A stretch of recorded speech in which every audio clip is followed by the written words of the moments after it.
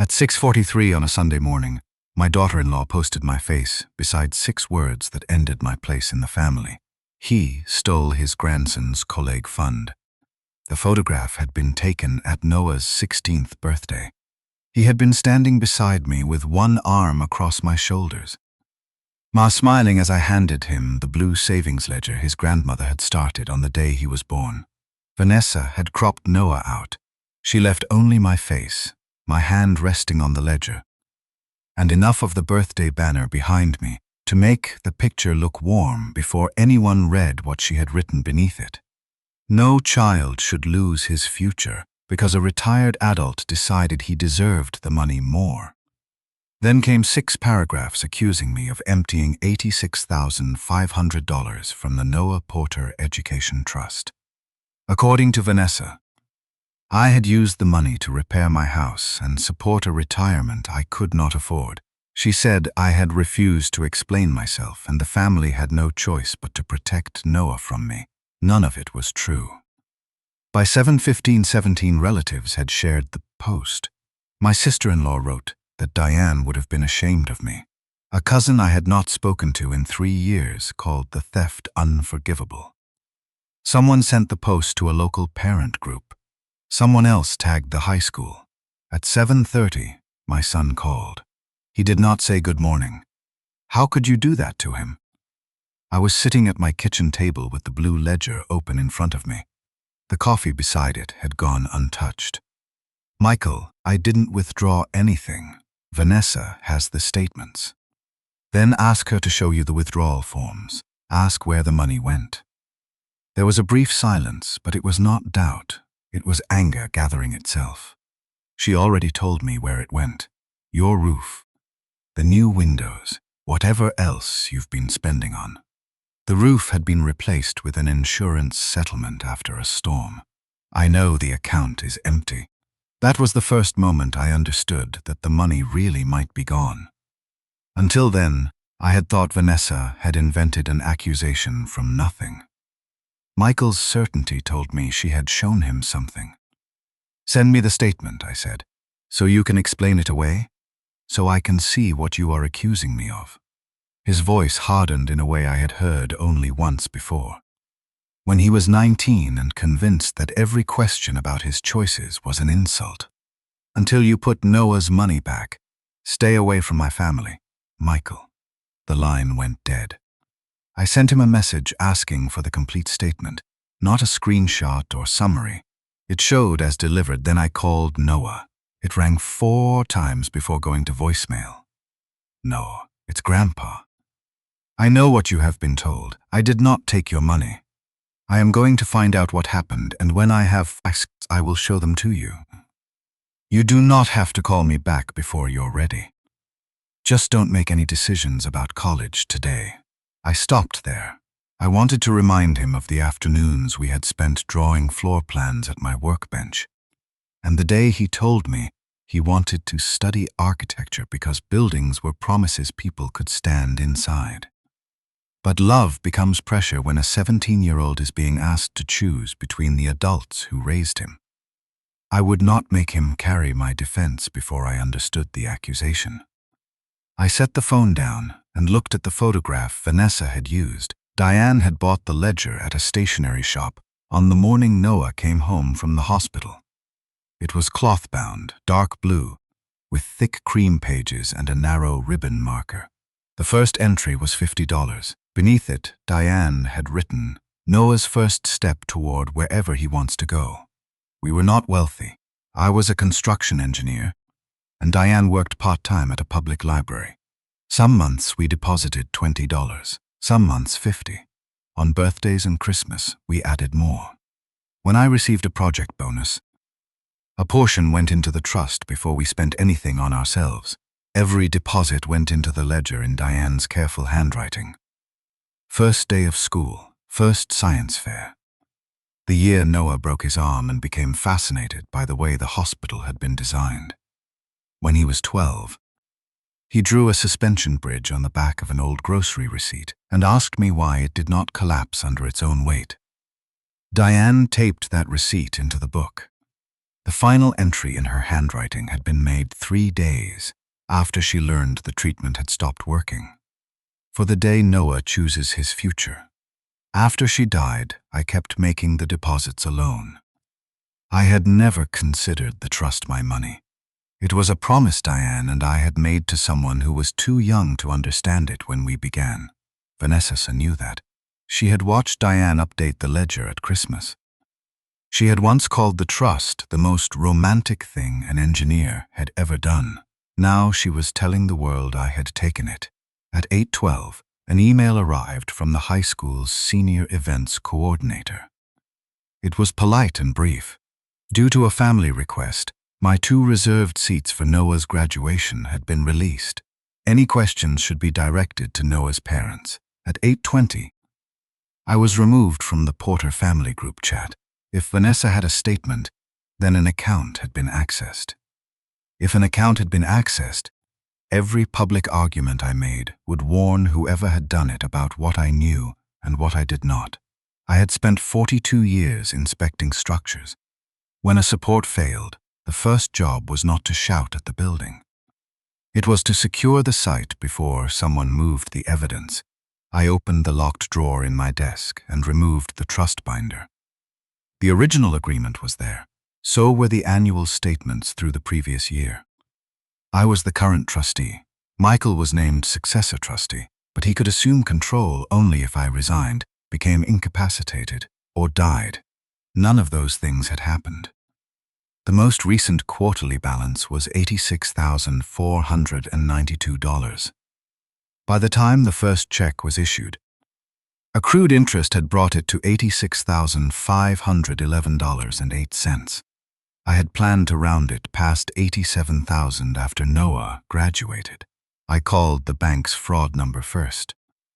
I gave the representative the trust account number, answered the identity questions, and said I believed an unauthorized withdrawal might have occurred. She placed an alert on the account and told me a specialist would return my call. Then I called Cynthia Bell. Cynthia had managed the branch for 11 years.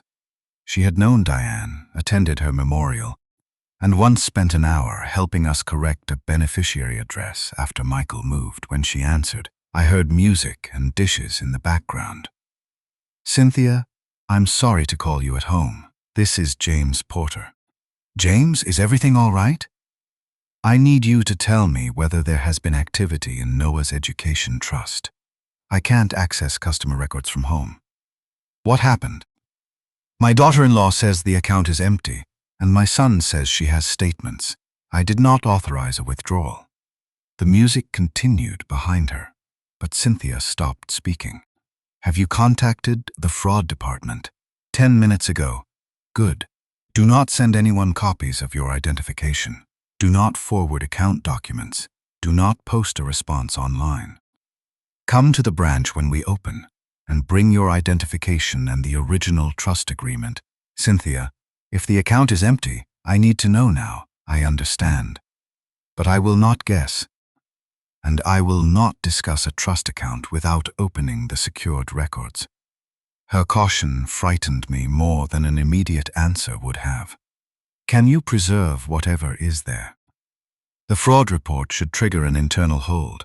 I will contact compliance and make sure they know the account may involve forged authority. Save every message and every post you can access. Don't tell anyone what the bank is doing. Michael is my son. Then give the records a chance to tell you whether he acted like one.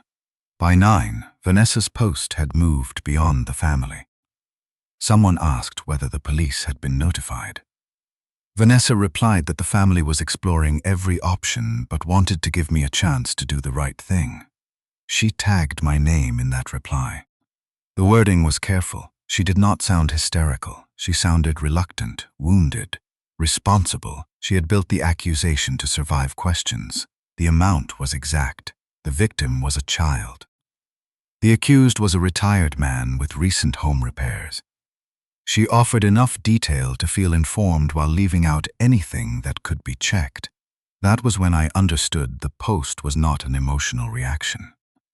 It was preparation. I took screenshots showing the time, the comments, and the number of shares. I saved the web address and downloaded the original email notification. Then I turned off the phone sound and spent the rest of the morning assembling documents at the kitchen table. At 11:34, Noah finally replied. It was one sentence. "Grandma trusted you." I read it twice. Of everything said that morning, those 3 words hurt the most. Michael's accusation came with old resentment. Vanessa's post had a purpose I did not yet understand. But Noah had looked at the story of his own childhood and concluded that I had broken the promise at its center. I placed the phone beside the ledger and did not answer immediately. Then I wrote, "She did. That is why I will bring you proof." Not an argument. The message was delivered. There was no reply. That afternoon, Vanessa posted a second update claiming I had ignored repeated private requests to restore the funds.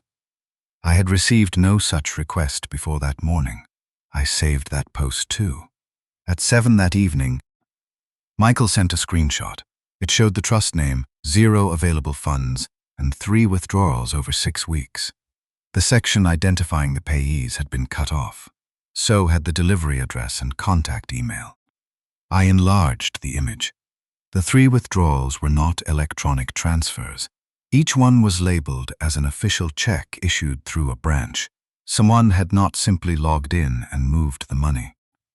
Someone had asked the bank to create physical instruments totaling nearly everything Diane and I had saved for 17 years. I sent Michael one question. Who gave Vanessa this version? He did not answer. I slept for less than 2 hours. Each time I closed my eyes, I saw Noah beside me in the original photograph, his arm around my shoulders before Vanessa cut him away. At 4 in the morning, I stopped trying to sleep and reviewed the trust agreement again. There was no provision allowing a spouse of a successor trustee to act. There was no temporary authority for Michael. There was no resignation letter from me. Any valid request should have required proof that one of the conditions for succession had occurred. At 8:45, I was standing outside the bank with the trust binder under one arm and the blue ledger in a canvas bag. Cynthia unlocked the door herself and led me past the teller stations before the branch opened to the public. She had reserved a conference room. A compliance officer joined us by video. Cynthia checked my identification, copied the trust agreement, and asked me to describe the last transaction I had authorized. A $500 deposit in March, I said. No withdrawals, ever. Have you signed any authorization allowing Michael to act? No. Have you resigned as trustee? No. Has any court declared you incapacitated? No. She turned the monitor slightly so I could see an account summary without exposing the bank's internal notes. The balance was $11.08. The figures reconciled exactly. $19.08 in interest had posted after the quarterly statement. 3 checks totaling $86,500 had taken everything except the final $11.08. For several seconds, I heard only the ventilation above us and the faint rolling sound of someone raising the security gate at the entrance. How much was taken? I asked. $86,500 across 3 official checks. Who authorized them? The documents submitted to the bank claim that you temporarily transferred transaction authority to Michael for education expenses. I did not. I believe you. The signature on the authorization does not match the verified examples we have on file. Belief was not enough, and Cynthia knew it. She did not reach across the table or offer comfort. She began building a record. She asked whether Michael had copies of his identification stored electronically. I said he probably did. Whether Vanessa had seen the trust summary. Yes. Whether I had ever sent the family a document containing the account number. I had sent Michael a limited summary 2 years earlier during a discussion about financial aid applications. Then Cynthia showed me the contact history. 6 weeks before the first withdrawal, the email address on the account had been changed. 2 days later, the phone number was replaced. The annual statement delivery preference was switched from paper mail to electronic delivery. What address was added? I asked. Compliance has restricted what I can disclose while the review is open. But I can tell you it was not yours. Was it Michael's? Cynthia looked toward the compliance officer on the screen before answering. Not the address we previously had for him. She slid the fraud affidavit toward me. I read every line. The compliance officer said the bank would trace endorsements and preserve transaction records, but no one could promise recovery that morning. I need copies, I said. Your attorney can request the customer records available to you, Cynthia said. Some internal materials and any surveillance will have to remain protected while this is investigated. I gave her Marlene Cross's name. Marlene had revised the trust after Diane died and specialized in banking fraud and estate disputes. Cynthia wrote it down and asked me again not to contact anyone named in the accusation. My family believes I stole from a 17-year-old, I said. Silence is costing me something every hour. I know. No. Cynthia, they removed me from his graduation. Noah thinks I betrayed Diane. Her expression changed, but her voice stayed measured. If you answer publicly now, whoever submitted these documents may delete messages. Move money, replace a device, or coordinate a story. Give us time to preserve what cannot be argued with. That was the choice in front of me. I could defend my name while the evidence was still vulnerable. Or I could let the lie keep spreading long enough for the truth to become permanent. I thought of the buildings I had inspected after failures. People always wanted the debris cleared quickly because ruin was ugly. But remove the wrong piece too soon, and you lost the explanation for why the structure fell. How much time? I cannot promise. Today, we secure the records. I signed the preservation request by noon. The bank had frozen the trust against further changes, flagged the 3 official checks, preserved the access logs, and sent formal instructions to retain branch records connected to each transaction. Marlene called me as I was leaving and told me to bring her the binder, the screenshots, and the phone containing every message. Before I stood, Cynthia closed the account file and rested both hands on it. There is one more thing you should know. I waited. These checks were not mailed. Whoever withdrew this money came into the branch in person. I looked past her through the glass wall toward the teller counter. All 3 times? Yes. Do you still have the footage? Cynthia held my gaze. We do now. Marlene Cross was waiting in the lobby of her office when I arrived with the trust binder beneath my arm and the canvas bag containing Diane's ledger. She did not ask whether I was all right. Marlene had represented families long enough to know that questions often forced people to pretend. Phone first, she said. I handed it to her. She switched it to airplane mode and had an assistant create a preservation copy of every message, voicemail, screenshot, and notification connected to Vanessa's posts. Did you respond publicly? She asked. No. Did you accuse Vanessa privately? I asked Michael, who gave her the cropped statement. He did not answer. Good. Keep it that way. She opened the blue ledger with gloved care, though I told her that was not necessary. Her eyes moved over Diane's handwriting, the taped receipt with Noah's bridge, and the last entry for the day Noah chooses his future. This is emotionally important, Marlene said. It also establishes a consistent history of deposits, but it is not an official account record. We will not confuse the two. That was why I had hired her after Diane died. Marlene respected what a document meant without pretending it proved more than it did. I described the meeting with Cynthia, including the forged authorization, changed contact information, and 3 official checks collected at the branch. Marlene took notes without interrupting. When I finished, she drew 4 columns on a legal pad. There are 4 separate problems, she said. The missing trust money, the use of your identity and Michael's identity, the false financial documents, and the public statements accusing you of a crime. Each has a different evidence path. If we mix them together because they all hurt you, we make the case harder to prove. Vanessa named me. Publicly. I know. 17 relatives shared it before breakfast. The school released my graduation seats, and every minute the post remains online, it creates more evidence of publication and damage. I looked at her. You want me to leave it there, for now. I am sending preservation notices to Vanessa, Michael, and the social platform. Today, I want the version she chose to publish locked in place. So she keeps calling me a thief while we collect copies of it. Yes. Marlene folded her hands. Do not answer a public lie with emotion. Answer it with a record the liar cannot edit. I understood the strategy. Understanding did not make it painless. My phone vibrated against the table as soon as Marlene returned it to service. The screen filled with missed calls and messages.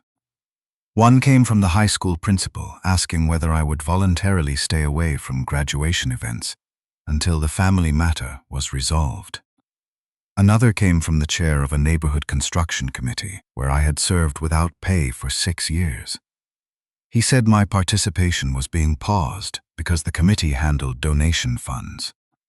Vanessa had not only accused me of taking Noah's money, she had chosen an accusation that contaminated every place where anyone had ever trusted me. Marlene photographed both messages and added them to the log. Now tell me about Michael, she said. What about him? Could he have submitted the authorization? The answer I wanted to give was no. The answer the records required was that I did not know. Michael is careless with paperwork, I said. He is not a thief. Those are different statements. He would not knowingly take Noah's fund. Would he sign something Vanessa put in front of him without reading it? I thought about the annual financial aid meeting we had held at my kitchen table 2 years earlier. Michael had arrived late, scanned the trust summary with his phone, and asked why the account needed so many restrictions if the money was meant for Noah anyway. I had explained that the restrictions were the protection. The fund belonged to its purpose, not to whichever adult needed money that month. Michael had pushed his chair back. You always think everyone is one bad decision away from ruining their life. Good documents exist because good people also make bad decisions, I had told him. He heard judgment where I meant caution. That had always been our difficulty. Michael wanted trust to mean no questions. I believed questions were how trust survived. Yes, I told Marlene, he might sign a blank form if Vanessa said it was for Noah's tuition or financial aid. He might give her copies of his identification. And does Vanessa know he is named successor trustee? She has seen the trust summary. Marlene wrote Vanessa knows succession condition beneath the second column. Then the authorization may be designed to make the bank believe Michael was acting without actually proving he had succeeded you as trustee. Whoever prepared it understood enough to sound legitimate, but not enough to create legitimate authority, Afi. Cynthia said my signature was forged. A forged signature answers how. It does not yet answer who. At 3 that afternoon, Marlene sent the first preservation notices. She also notified my homeowner's insurer that Vanessa's falsely connected the trust withdrawals to my roof claim. That detail mattered because the insurance records could show exactly how the repair had been paid. Then she asked me to prepare a written timeline covering every time Michael or Vanessa could have accessed the trust documents. I returned home to find a padded envelope on the porch. Inside were the framed photographs I had kept at Michael's house since Diane died. Noah at age 9 holding a model bridge. Michael and me fishing when he was 12. Diane standing between us at his wedding. There was no note. I carried the frames inside one at a time. The last photograph had a crack across the glass, running from Diane's shoulder to the edge of the frame. I could not tell whether it had happened in transit. At 4:17, Vanessa made another post. She said the family had returned items that no longer belonged in their home. She wrote that boundaries were necessary when an older relative refused accountability. She did not mention my name in that post, but she did not need to. The comments did it for her. I saved the page, placed the photographs in the guest room, and sat at my desk to build the timeline Marlene had requested. The trust binder normally stayed in a locked drawer. The only complete copy outside my house was with Marlene. Michael had a scanned trust summary, beneficiary information, and several annual balance pages for financial aid planning. Vanessa had once borrowed my portable scanner to organize tax records after starting her home staging company. She had used it in this very room while I made coffee. I wrote down the date. Her company had looked successful then. She staged luxury homes, drove a leased European sport utility vehicle, and posted photographs from showrooms that seemed designed entirely in white. Michael told everyone Vanessa's business had finally taken off, but I had noticed details that did not fit. Vendors called during dinner. Vanessa turned her phone face down when Michael entered the room. Once, she asked whether a trust could make a loan to a family-owned business if the beneficiary would eventually profit from it. I had said no before she finished the question. Noah's education fund is not venture capital. She smiled as if I had misunderstood a hypothetical. Of course not, James. I was only curious. I added that conversation to the timeline at 6. Noah's name appeared on my phone. For one hopeful second, I thought he was calling. It was a message. Please don't come to the scholarship banquet either. Mom says you're planning to make a scene. The Future Scholars Banquet was 6 weeks away. Noah had earned a community merit scholarship based on his grades and design portfolio. Diane had known about his application before she died. I had planned to sit in the front row with the blue ledger in my lap and tell him afterward that the trust would cover whatever the scholarship did not, I wrote. I have no intention of disrupting anything you earned. 3 dots appeared, disappeared, then returned. Did you take it? It was the first direct question anyone in my family had asked me. No, I wrote. I did not authorize a withdrawal, receive a check, or spend $1 from your trust. The dots appeared again. Then why won't you show everyone the proof? Because the bank is preserving it. If I turn an investigation into an argument, the person who did this may destroy what you need to see. He did not answer. But he had asked, and for that night it was enough. The following morning, Marlene called before 8. Vanessa received the preservation notice. How do you know? Because she posted part of it. Vanessa had photographed the first page and written that I was threatening a young mother with expensive lawyers rather than returning a child's money. She called the notice an intimidation tactic. She also claimed I was trying to silence the family. She wants me to respond, I said. She wants you angry enough to make a statement she can use. She is showing people a legal notice with your name on it. And she has just authenticated that she received it. Marlene sounded almost tired. James, people who live through presentation often mistake presentation for control. Let her keep documenting herself. 2 days passed before the bank provided its first formal response through counsel. The supposed trustee authorization had been submitted electronically 10 days before the first check was issued. It stated that I was temporarily delegating transaction authority to Michael for qualified education expenses.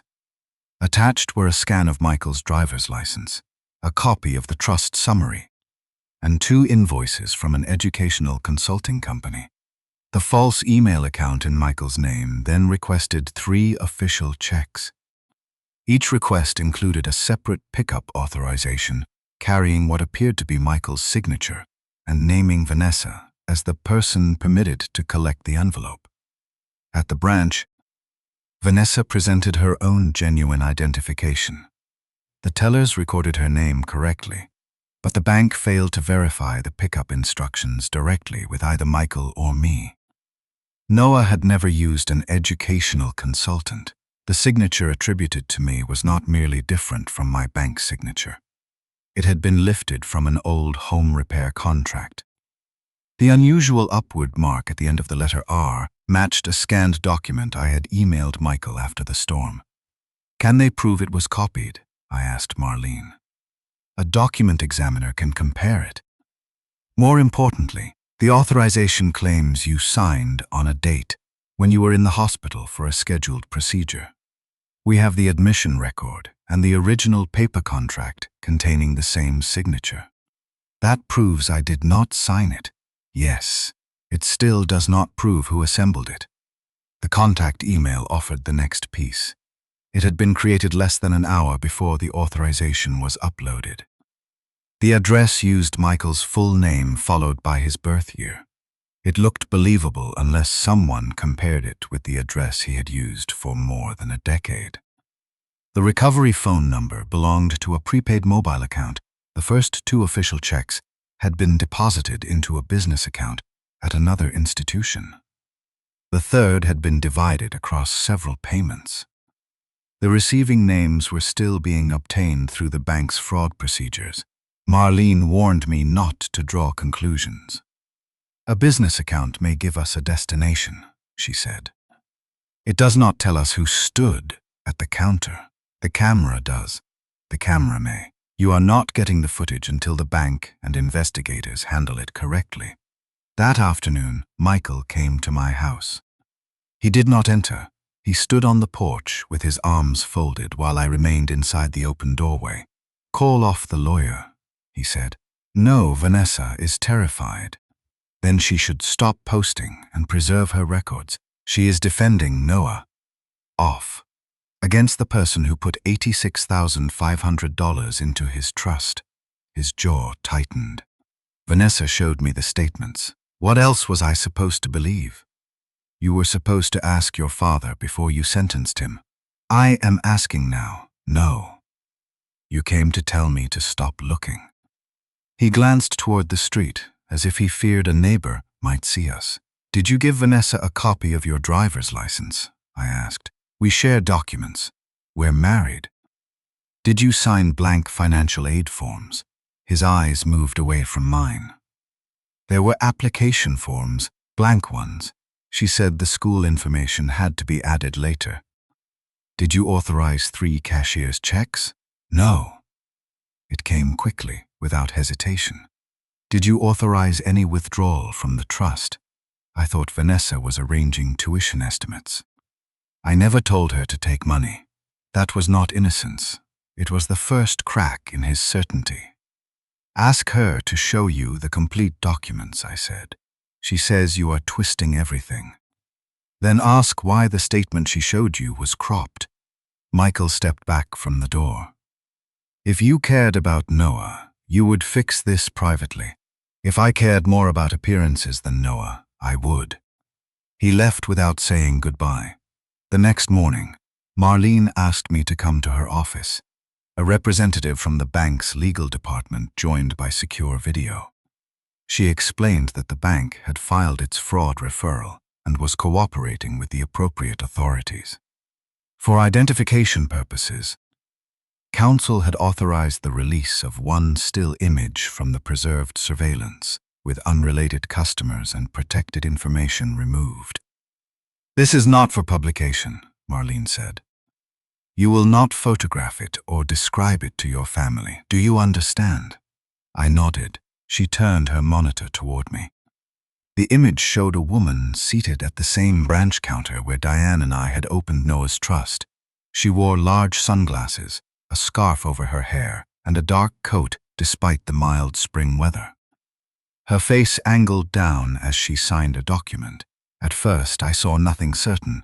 Then Marlene enlarged the woman's left wrist. A narrow gold bracelet rested against the counter. 3 small blue stones were set into the chain, with an empty setting where a 4th stone had been lost. Diane had given that bracelet to Vanessa at our last Christmas together. I had paid the jeweler to repair the clasp. The woman had hidden her eyes and covered her hair. She had forgotten what she wore on her wrist. I stared at the bracelet until the blue stones lost their shape on the screen. That's Vanessa, I said. Marlene did not write down my answer immediately. You recognize the person or the jewelry? The bracelet. Diane gave it to her. One stone is missing, and I had the clasp repaired. Could Vanessa have loaned it to someone? She could have. She never did that I know of. Then we record exactly that. You recognize an item associated with Vanessa. You are not identifying a face the image does not show clearly. The distinction felt unbearably cautious, but it was the right one. Vanessa had accused me with certainty before anyone checked a record. I would not clear my name by imitating her. Marlene documented when Diane bought the bracelet, where it came from. And when the clasp had been repaired, I found the jeweler's invoice in an old email. It listed the bracelet's 3 blue stones and 1 empty setting, along with a photograph taken before the repair. That photograph became evidence. My memory remained a lead. Later that afternoon, Detective Dana Ortiz called. She worked in the Financial Crimes Unit and had received the bank's referral with the disputed authorization, access logs, and official check records. Her voice was calm and economical. She asked me to come in the next morning with Marlene and warned me not to bring the blue ledger unless requested. Why not?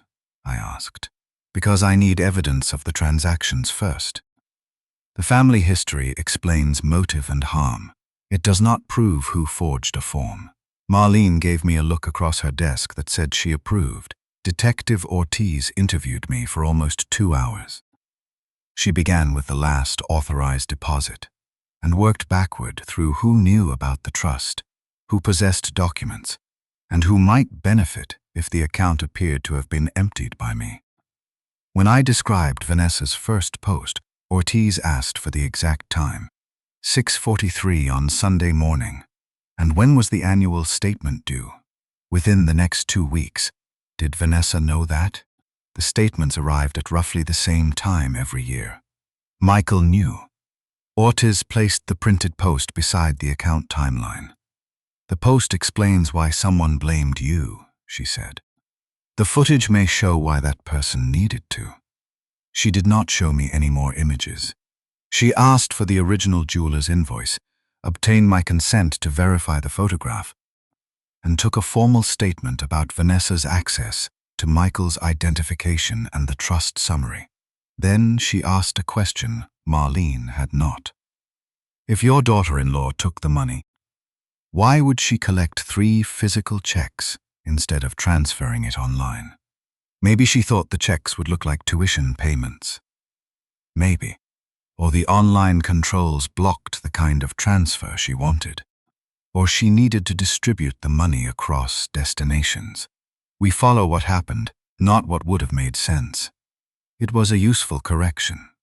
Once I recognized the bracelet, every old conversation with Vanessa began to look like a confession. That was dangerous. Suspicion could reorganize memory until coincidence looked deliberate. I left the station knowing less than I wanted and trusting the process more than I had before. Over the next month, the transaction trail developed through records obtained by the bank, the receiving institutions, and Detective Ortiz. The first official check was for $32,000. It had been deposited into the operating account of White Oak Staging, Vanessa's company. Within 48 hours, the company paid overdue warehouse rent, 2 furniture suppliers, and payroll taxes that had already generated collection notices. The second check was for $28,500.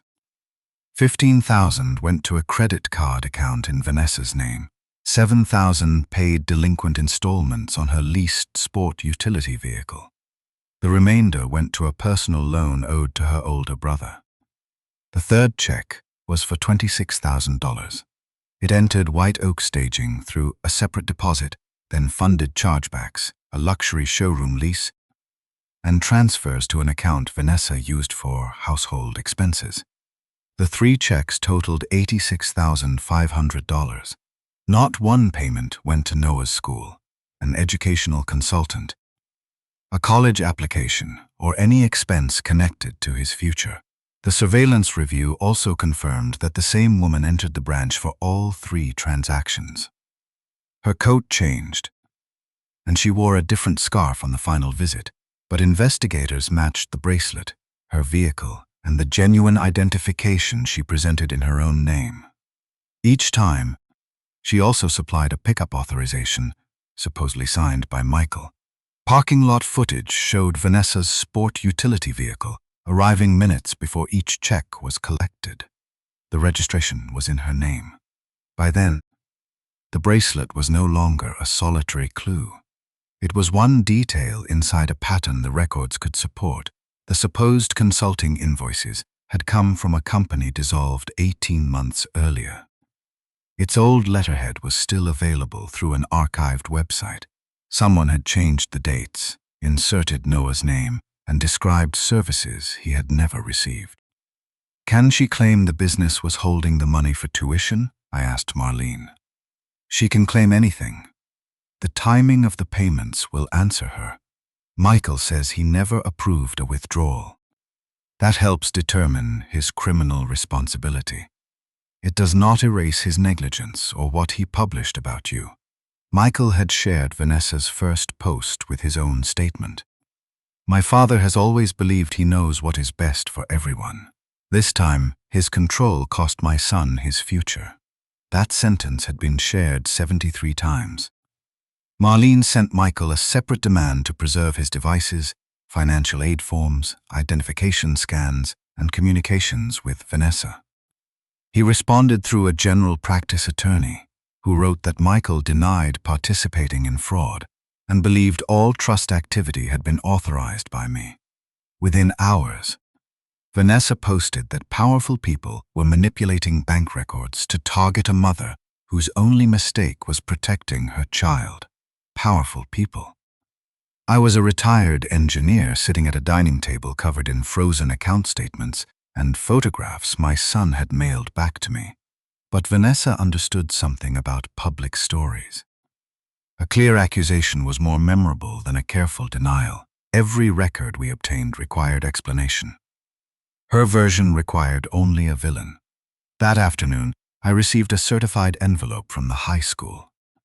Inside was written confirmation that I was not to attend graduation rehearsal, the senior design exhibition, or any family reception connected to Noah. The school had not banned me from public campus events, but Michael and Vanessa had withdrawn my family invitations. The Future Scholars Banquet was different. It was organized by the Community Foundation and sponsored in part by Cynthia's bank. My invitation had come months earlier as Noah's guest. That invitation had also been withdrawn. I placed the letters beside Diane's ledger. For the first time since the accusation, I wanted to break the strategy. I wanted to send the still image of the bracelet to every person who had shared Vanessa's post.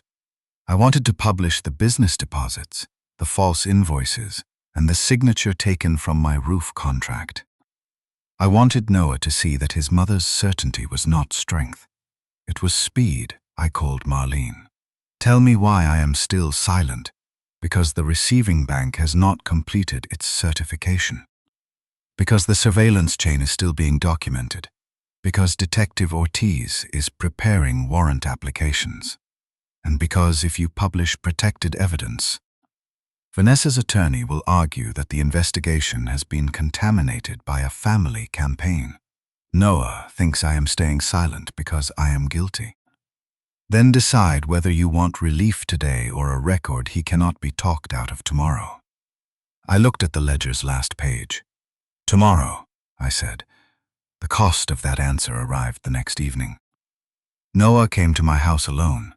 He had grown taller since Christmas, but on the porch he kept his shoulders drawn in like the boy who used to hide behind Diane when strangers spoke to him. I opened the door and stepped aside. You can come in. I'm not staying.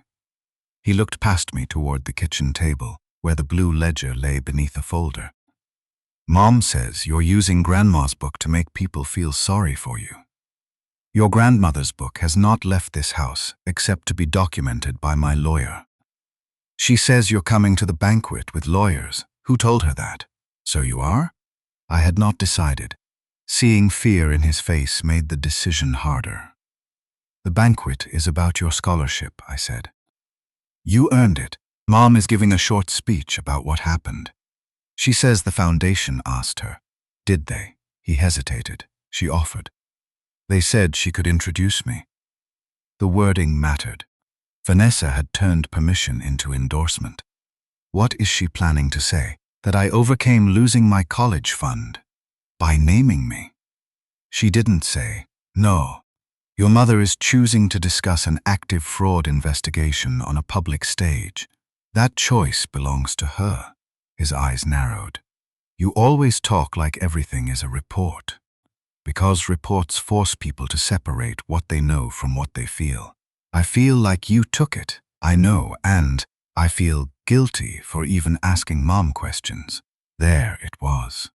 Vanessa had made doubt feel like betrayal. You are allowed to ask every one of us questions, I said, especially me. Then tell me who did it.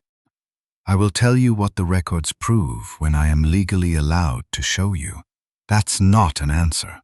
It is the only honest one I can give today. He took a step back. Please don't come to the banquet. I don't want everyone watching us. I will not embarrass you. That's not what I asked. No, it isn't. I could not promise him I would stay away. Not when Vanessa intended to use his scholarship to make her accusation permanent. But I would not tell a frightened 17-year-old that his request mattered more than the truth, and then ignore him. I will not create the confrontation, I said. That is what I can promise. Noah left with the answer unfinished between us. In the 5th week, Detective Ortiz executed search warrants connected to White Oak Staging and Vanessa's financial accounts. She did not tell me in advance. I learned when Michael called Marlene, shouting that officers had taken computers, business records, and Vanessa's phone. Vanessa immediately posted that I had weaponized the police against her. Her post disappeared. 11 minutes later, the preserved copy remained. The search produced the next layer. A folder on Vanessa's business computer contained drafts of the false consulting invoices, a scanned copy of Michael's license, the roof contract carrying my original signature, and 3 pickup authorizations bearing copied versions of Michael's signature. Browser records connected the device to the contact change on the trust account. The prepaid recovery number had been activated using an online payment from Vanessa's personal card. Her messages supplied motive in one exchange with her brother, written before the annual statement was due. Vanessa said, "People believe whoever explains the missing money first." Her brother replied, "What happens when Porter checks the account?" She wrote, "By then he'll be defending himself." The business forecasts on the same computer contained no repayment schedule for the trust. The summer contracts Vanessa later claimed would save White Oak were only unsigned proposals, and her cash flow plan spent every available dollar through the end of the year. She had not borrowed with a plan to repay Noah. She had taken the money and bought herself time. Marlene read those lines to me in her office. She did not smile. Neither did I. "Is it enough?" I asked. "Enough for the investigation to move. Not enough for us to treat a pending case like a finished one." "What happens to the trust?" "The bank's insurer has opened a claim. Some funds have been restricted at receiving accounts. Recovery will take time. Meanwhile, we petition for an independent professional trustee, so neither you nor Michael can be accused of controlling the evidence or the remaining assets. There are $11 left. Then those $11 will be professionally protected. More importantly, every recovered dollar will return to an account no family member can touch alone." I agreed. It felt unfair to surrender control of a promise I had kept for 17 years. It was also the cleanest way to keep Noah's future from becoming another weapon between adults. The week before the banquet, Cynthia called me from the bank. "The foundation confirmed Vanessa is introducing Noah," she said. "I know. She submitted a speech description about financial adversity and betrayal by a relative. The draft names you. Does the foundation know the bank has concluded the withdrawals were unauthorized?" "Its counsel does now." I waited. James, the bank sponsors the scholarship program. A member of our compliance council will attend.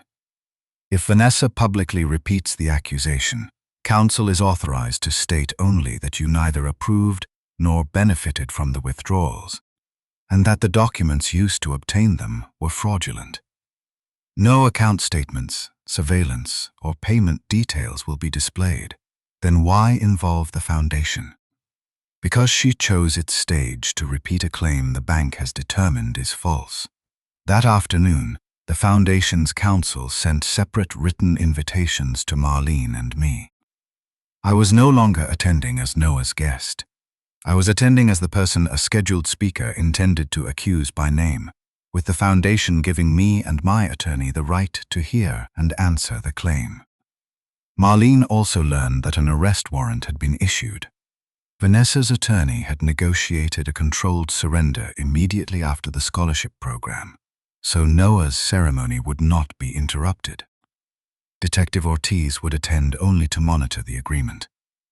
If Vanessa tried to leave early, the warrant would be executed then. Marlene and I reviewed the boundaries the following day. I would not interrupt Vanessa. I would not accuse her from the audience. If she avoided naming me and made no false claim about the account, we would allow Noah's evening to remain his. If she used the stage to accuse me again, Compliance Council would read the bank's limited correction. I would speak only if invited. Vanessa may have been warned by her attorney, Marlene said. Do not assume she will follow the speech she submitted. She has never mistaken caution for courage. Do not underestimate her. She has survived this long by making other people afraid to question her. On the evening of the banquet, I dressed in the dark suit Diane had chosen for our 40th anniversary. I placed the blue ledger in its canvas bag and drove to the hotel without telling Michael, Vanessa, or Noah through the ballroom doors. I saw Vanessa near the stage in a cream-colored dress, rehearsing with a folded page in her hand. Michael stood beside her, pale and distracted. Noah adjusted the collar of his shirt while staring at the floor. Vanessa believed the banquet would be the night she finished destroying my name. She knew she would have to surrender afterward. She did not know the person scheduled to speak after her carried the bank's legal correction. Marlene entered the ballroom beside me. Cynthia was already near the stage, speaking with the Foundation director. A bank compliance attorney sat at the table beside her, while Detective Ortiz waited close to the side exit in a plain, dark suit. No one announced our arrival. They did not need to. The first relative who recognized me stopped talking in the middle of a sentence. Heads turned from table to table until Michael followed their gaze, his face drained of color. Vanessa saw me last. For half a second, the folded speech in her hand bent beneath her fingers. Then she smiled and walked toward us as though she had invited me herself. You need to leave, she said quietly. No, asked me not to come, I said. Then you submitted a speech accusing me by name, and the Foundation invited Marlene and me separately. I will not interrupt you. What happens next depends on what you choose to say. Her eyes moved to Marlene, then to the canvas bag in my hand. This is harassment. Then stay with the speech the Foundation approved, Marlene said. Vanessa's smile tightened. You think waving papers around will make people forget what he did? No, I said. I think records will help them remember who did it. Michael stepped between us. Dad, not tonight. I did not choose tonight. Across the room, the Foundation director called guests to their seats. Vanessa looked toward the stage, and I saw the decision form behind her eyes. She could shorten her introduction and protect herself, or she could use the audience she had spent weeks preparing. She chose the audience. Marlene and I sat at a table near the rear. It was close enough for Noah to see me when he took his place beside the other scholarship recipients. His expression tightened, but I did not approach him. The program began with 2 awards and a short presentation about the Community Foundation. Cynthia delivered the first bank-sponsored scholarship without mentioning me or the investigation. The compliance attorney remained seated. I started to wonder whether Vanessa had listened to her attorney after all. Then the foundation director introduced her as Noah's mother. Vanessa walked to the lectern carrying 3 pages. She began well. She spoke about Noah's grades, his architecture portfolio, and the hours he had spent applying for scholarships. For 1 minute, she sounded like a proud mother. Then she looked toward my table. Noah learned this year that sometimes the people we trust most are the ones who take the most from us. The room grew still. Only weeks ago, a relative with legal control over his college fund emptied more than $86,000. That person believed age and status would protect him from accountability. Michael stared down at the table. Noah looked at his mother, not at me. Vanessa continued. Some families hide betrayal to protect their reputation. We chose to speak because silence protects the person who caused the harm. She had built the sentence for me. If I stayed seated, my silence became guilt. If I stood, I became the angry man disrupting Noah's award. Then she said my name. James Porter is here tonight. Although his grandson asked him to stay away. If he has finally decided to explain where the money went, perhaps he should do it in front of the people who helped Noah rebuild what was stolen. Whispers moved across the ballroom. I remained seated. The bank's compliance attorney rose from the table beside the stage. Since Vanessa chose to discuss the account, I said, the bank should probably finish the story. The attorney identified herself and explained that the bank would disclose only the findings necessary to correct a public statement made at an event it sponsored. The bank has determined that James Porter neither authorized nor benefited from the withdrawals from the Noah Porter Education Trust, she said. The transactions were unauthorized, and the documents used to obtain them were fraudulent. Because the criminal investigation remains active, no private account records or surveillance will be displayed tonight. No one whispered now.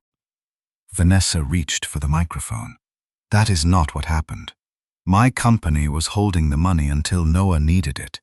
Michael stood so quickly that his chair struck the table behind him. Your company?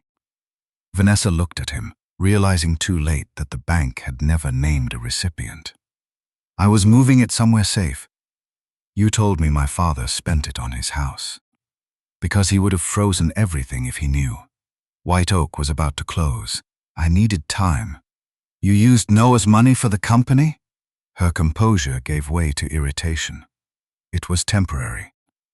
Once the summer contracts closed, I would have replaced it. The compliance attorney stepped away from the microphone. The bank had made its correction.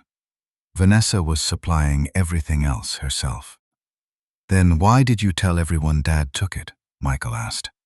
I was protecting us. Your father has always controlled this family with money. He would never have helped. I carried the canvas bag to the front and placed the blue ledger on the presentation table. I controlled the trust so it would still exist when Noah needed it, I said. You were never going to help us. You did not ask for help. You protected yourself by giving my face to your crime. Vanessa looked toward the exit, then back at the audience. You have no idea what the bank recorded. It recorded enough, I said. The camera did not care who posted first. It recorded who walked through the door. You stayed silent, she snapped. You made everyone think it was true. She had mistaken my restraint for surrender and her first story for the only story that would survive. You used my silence as proof because you knew the camera had your face. Noah stood near the stage, his scholarship certificate hanging at his side. Mom, you told me Grandpa spent it on his house. Vanessa reached toward him. Everything I did was for this family. He stepped back. You used my future to pay your bills. Vanessa gathered her speech and moved toward the side exit. Detective Ortiz stepped into her path. Your controlled surrender was scheduled for after the program. If you are leaving now, we do it now. Vanessa stopped. You cannot arrest me because of something I said on a stage. The warrant was issued before tonight. Ortiz informed her that she was being arrested in connection with fraud, forgery, identity misuse, theft from a trust, and falsified financial documents. She asked Vanessa to place her hands where they could be seen. Vanessa looked at Michael. He did not move. She looked at the audience she had invited into our family's wound. Every face that had turned toward me now followed her. Ortiz escorted her through the side doors. There was no shouting and no applause. Only the sound of those doors closing. For several seconds, nobody moved. Then Michael walked toward the bank's compliance attorney, as if he could still find a version that spared him. "Did my father know the bank had evidence when I called him?" he asked.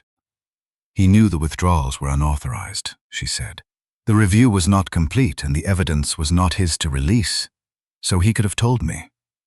Marlene answered from beside me. "He told you the withdrawal was unauthorized.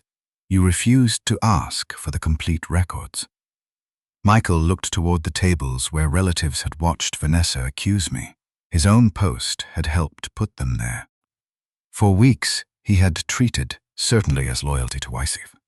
Now every person in the room could see what that loyalty had required him to ignore. My sister-in-law approached and began to apologize for writing that Diane would have been ashamed of me. I stopped her before she finished. "Tonight belongs to Noah. We can discuss what you wrote another time." Apologies offered while the bank's correction was still fresh were easy. I wanted to know what remained after the room emptied. The foundation director asked whether Noah wanted the program paused. He stood beside the lectern for several seconds, then shook his head. "I still earned the scholarship," he said. "Yes, you did," I told him. He turned to the compliance attorney. "Is the trust safe now?" "An independent trustee controls it," she said. "Your grandfather cannot withdraw from it, and neither can your parents. The recovery process has started, but it will take time." Then I want the real explanation included in the foundation's record, not my mom's speech. The director agreed that the written program archive would contain the bank's correction and remove Vanessa's submitted description. Noah asked her to restart his introduction without any reference to the trust.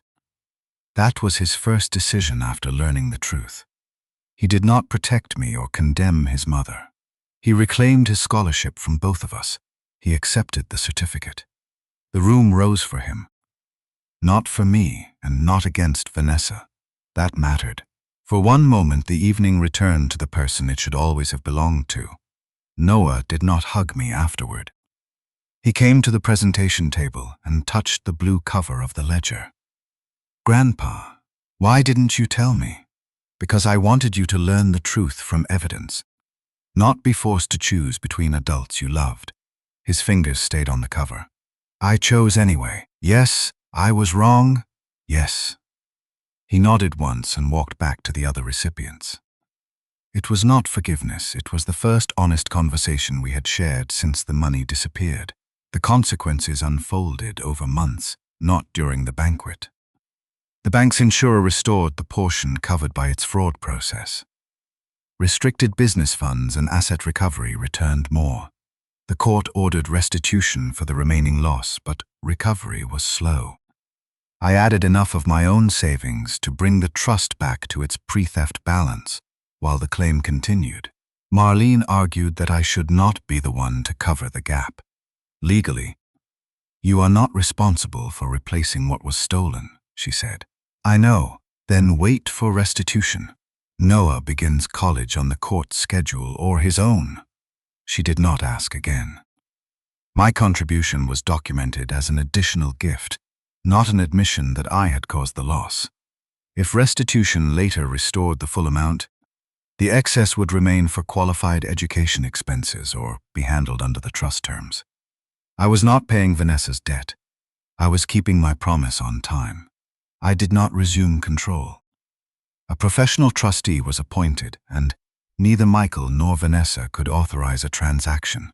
Future statements went to the trustee, Noah, and me separately.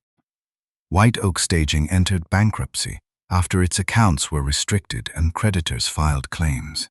I did nothing to damage the company. The records of what Vanessa had done were enough. She was formally charged, and her attorney began negotiating a resolution that included restitution. The criminal case remained pending when Noah started college. When the charging documents were unsealed, the details the bank had refused to display at the banquet became public. The false email account in Michael's name had requested 3 official checks, 3 forged pickup authorizations named Vanessa as the collector. Branch logs showed that she presented her own identification, and surveillance recorded all 3 visits. The checks had gone to White Oak Staging, her credit cards, vehicle payments, family debt, and household expenses. Parking footage placed her registered vehicle outside the branch each time. That record corrected my name without turning Noah's scholarship ceremony into a public evidence hearing. The original posts were removed. A written correction stating that I had made no withdrawal was sent to the family, the school, the parent group, and the community committee that had suspended me. Some relatives apologized. Others became very quiet. I returned to the construction committee, but I never again mistook a shared surname for loyalty. The correction did not travel as quickly as the accusation. Vanessa's photograph of my face had reached people I would never meet, and not all of them saw the retraction. Marlene filed claims for defamation and the financial losses connected to the false statements. We eventually reached an agreement requiring the formal correction, preservation of the evidence, and a prohibition against repeating the accusation. No settlement could identify every stranger who still remembered me as the grandfather who stole a college fund. Michael separated from Vanessa 2 weeks after the banquet. He came to my house a month later, carrying the framed photographs he had mailed back. He had replaced the cracked glass over the picture of Diane.